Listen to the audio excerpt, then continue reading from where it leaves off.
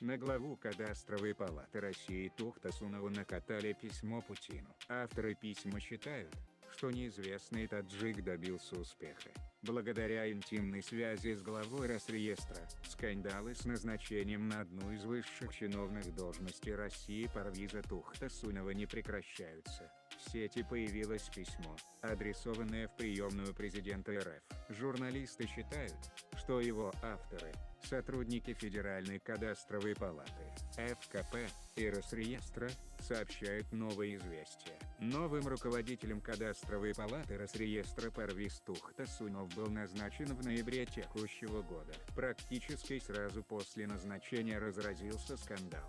Нового главу в блогах, а потом и в СМИ назвали неизвестным таджиком, 8 лет бывшим безработным, медбратом и даже массажистом.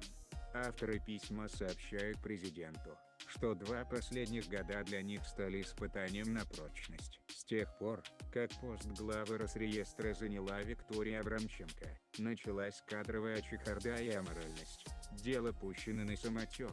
Система игр начала сбоить, цитирует издание это письмо. Более того, со своей должности был снят настоящий профессионал, руководитель ФКП Литвинцев КА, а на его место назначен гинеколог по образованию, массажист по призванию и любовник по жизни. Тухтасунов Парвиз, 1991 год. Р. Уроженец Таджикистана, многолетний экс-безработный. 8 лет до встречи с Абрамченко Тухтасунов нигде не работал. В результате, произошел масштабный сбой игр, который принес многомиллионные убытки. Однако сотрудникам это объяснили хакерской атакой, говорят авторы письма.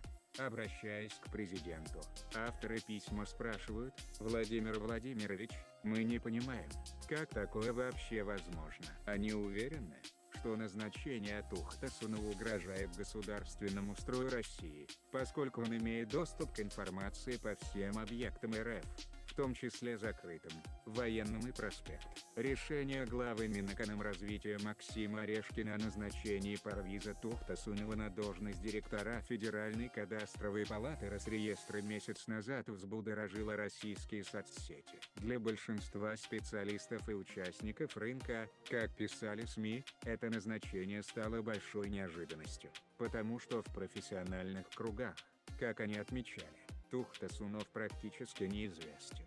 Позже Парвиз Тухтасунов рассказал, кто он на самом деле, и поделился планами на новом месте работы.